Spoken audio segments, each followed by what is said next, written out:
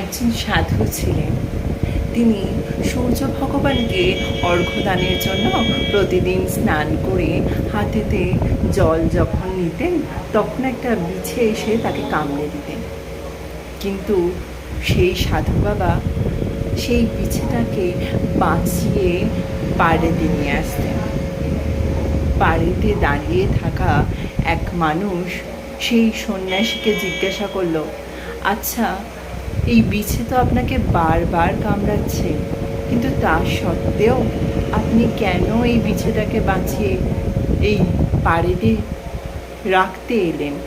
তখন সন্ন্যাসী বাবা বললেন যে বিছে তার কাজ করছে, তার কাজ হলো লোককে কামড়ানো, কিন্তু আমার কাজ হলো লোককে বাঁচানো।